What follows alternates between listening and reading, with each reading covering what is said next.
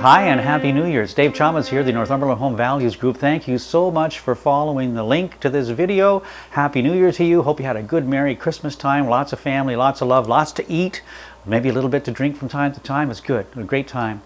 Our particular family, it was a quiet Christmas. I've got 3 kids and none of them were able to make it home from British Columbia this year. We saw them a lot through the summertime, so we really overdid it through the summer, and at Christmas time it wasn't possible for them to get out or for us to go that way. So we had a quiet Christmas at my house, but it was still fun. It was still lots of love.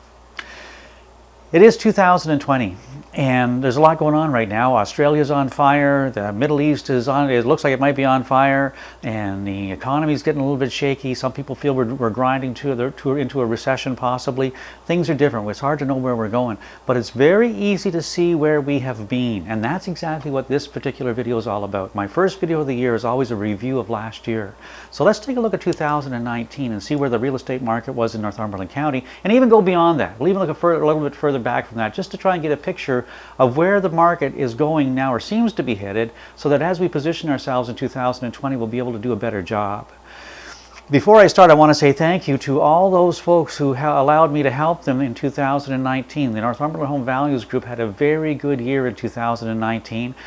We helped a number of families make some really good decisions, make a bunch of money, and position them really nicely to really profit in the marketplace. There's opportunities in every market. The question is, or the trick is, knowing where those opportunities are and how to take advantage of them. And we did very well with that in the last 12 months. So thank you to those folks.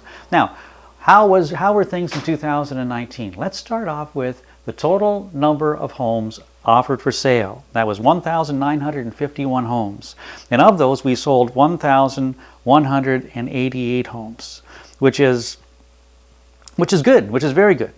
In 2000, but how's it, that information all by itself, really don't know how to measure it against anything. So let's take a look at 2018 and see how things were then. In 2018, we had 1,766 homes available for sale. That was a 10% increase in 2019. And in 2018, we had 1,037 homes sold. So in 2019, our sales went up by 14%, our inventory went up by 10%. If we stop the conversation right there, we could say, holy smokes, 2019 was a 10 to 14% increase over the year before. That's a healthy increase. I think any economist would say that. Any investment advisor would say if you can get a 10% increase per year, you're doing pretty well, and that's great. We could leave it right there. But let's not. Let's look back a little further and see how things actually look. If we went back for the whole decade and looked at the number of homes offered for sale, here's what it looks like. In 2010, we actually had 2,746 homes available for sale. That's a far cry from 1,951 in 2019. And you'll see that the inventory appeared to drop pretty steadily right through to 2018. 2018 is when it bottomed out. It rebounded a bit in 2019. That's a good sign. Let's take a look at the sales. The sales also were higher most of the decade than they were in 2019, but they bottomed out in 2018. Big drop. From between 2017 and 2018 was a big drop in sales. We've rebounded a bit in 2019, and that's good. But let's take a look at those pinch years in 2016. In 2016, we had 1,851 homes offered for sale, and of those, 1,500 homes sold. Now, just think about that. That's an 81% listing to sale ratio. That means 8 out of every 10 homes that came on the market sold. That's really unheard of. It's the first time that's happened in my almost 30-year career. When that happened, that's when, if you were watching the market at all, that's when you saw your neighbor's house go up for sale and sell in a week. And the guy around the corner put his house up for sale and it sold in a couple of days. And you're driving to work and you pass houses that go up for sale and they're sold before on your way home almost, it seems.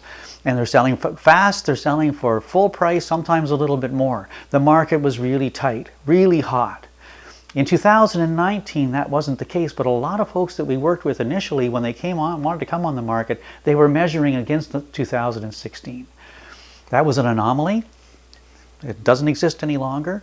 And in 2019, we had to position ourselves a little bit differently in order to be successful. Let's take a look at the sales now. The sales in 2018 were 1,188. The sales in 2010 were 1,181, almost identical. 9 years later, sales are almost identical. That's not a bad thing, because in 2010, we couldn't believe the market could get any better.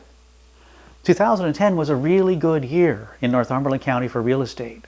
And it's important to understand that. Even though there was almost the same 10 years later, and in between 2010 and 2019, the market was stronger in terms of sales. Having it come back down to 2010 levels isn't necessarily a bad thing, but it is something that everyone has to be aware of. If you take a look now at the inventory in 2010, though, the number of homes was very different. In 2010, we had 2,746 homes available for sale. That's 795 more homes, or a 29% increase in the market in terms of inventory and supply. The demand was exactly the same. It's important to know that. It's important to know that even though there's more houses available, there are not necessarily more homes are selling, and even though there's less houses available, more homes aren't necessarily selling. It's important to know when you're positioning just where we need to be.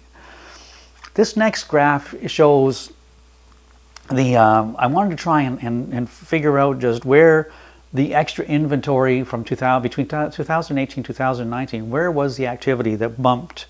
And so this was all country properties, and comparing to the inventory between 2018 and 2019, you can see that there's a plus sign. This next graph is all the Cobourg properties, and the next graph is all the Port Hope properties. Now I'm moving fast here because what I've done is I've summarized them on this page, and you'll see that at the start of the month, at the start of the year in 2019, we saw a real push in inventory compared to the year before.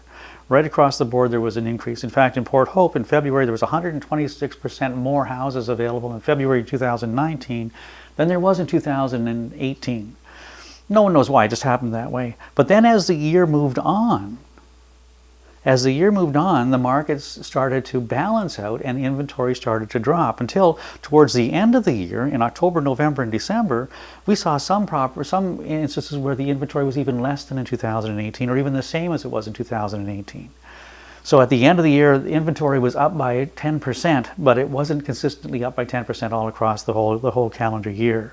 It's important to know that we seem to be cycling into a slower market, as at the tail end of 2019, the last quarter, we saw inventory starting to slide. It's important to know. This next graph has a whole lot of information on it. I wanted to take first off the price range, I wanted to see where the most activity was based on price in the county. And you can, from this chart, we'll find that between $400,000 and $600,000 is the sweet spot. That's where most of the sales are. So homes priced between $400,000 and $600,000 is where you're going to find most of the volume, which makes a lot of sense because for urban properties, and this chart includes country and urban, but for urban properties in the town of Cobourg or Port Hope, you really can't get very much for less than $400,000. It's very rare to find a property come on the market for $325,000 or certainly $285,000. We just don't get those homes anymore. And when you do, they aren't very much house to look at. They need a lot of work spent on them. They're probably selling property values. But even the lots nowadays, depending on where they are in town, we've seen lots. We've seen people buy homes just for the lot and spend $400,000. So that's something that we really need to be aware of. That between $400,000 and $600,000 is the sweet spot for price. And the listing to price ratio, this shows how close to asking price was the sale price. And we can see that all year long it was pretty consistent between 97-98% of the sale price, or the sale price was 97 to 98% of the asking price. And that's the final asking price. That doesn't mean that no matter what you ask, you're going to get 98% of it. There's a lot of cases where people came on the market at unreasonable prices. Their expectations were far too high, and they had to adjust down. Once they got down to where the market was, people are prepared to pay about asking price. But again, positioning is what makes it most important, depending on how quickly you want to sell and be successful. The last chart shows the number of units sold by the month, the days on the market those houses were on the market for, and what the average price was. It's important to know that these are for all the homes that sold. It's not all the homes that were on the market. There's lots of houses that don't sell. But you'll see that the busiest time of the year was May for sales. And the quickest selling period was April, which makes sense in the springtime. You come on the market March or April, you'll sell May or June. That's typically the cycle most people find. People are buying and selling houses all year long, but if you're a buyer, you might want to, and you're in the marketplace and you've got some time, you're going to see more inventory in April, May, or March and April, but you're going to have more competition with other buyers in March and April. That's just the way it works. So again, understanding the cycle will help you to position yourself. The average sale price is something that we don't pay a lot of attention to, but this chart just generates it. One of the big reasons for that is the most expensive home available in town or in the market today, or at the end of 2019, the most expensive house listed was $3,600,000. I'm going to include some information about that property below. But imagine if you sold one house for $3,600,000 and you had 85 or 90 homes sell that month. That's really going to skew the average price. There's no question about it. It's going to skew the average price up. And so in a market the size of Northumberland County, we don't look at an average price a lot, but it's necessary to do it at times. No question about it. The last chart I want to show you is we've used this one before, shows graphically the list price and sale price by the month. Just shows you that, again, where the market gets tighter and busier, sale prices tend to get closer to asking, and when the market opens up a little bit, then there's a little bit more wiggle room for negotiations. Again, as your realtor, that's our job to know that and to make sure that you position yourself right. If you're a seller or if you're a buyer, you're negotiating from the right way. That's how we do it. In summary, 2019 was better than 2018, and that's very good news. However, 2019 and 2018, both in sales and in inventory, were below every year but 2010. So 2011, 12, 13, 14, 15, 16, and 17, they were better years than 2018, 2019. Which isn't necessarily a bad thing, because 2010, which was identical to 2019 in sales, was a good year. 2010 was a really good year. It's all about positioning, because the market is what the market is. We can't control that. All we can do is understand it. That's my job. If you're thinking of selling, or someone you care about is thinking of selling or buying, please don't keep me a secret. This is the kind of help that people need. There's lots of good opportunities in the marketplace today, but you have to be careful. That's our job. Let's make 2020 a really good year. I'm here for you. Give me a call if I can help in any way. Otherwise, let's hope that we get as much snow as we've had so far and it turns out to be a nice, gentle winter. Cheers.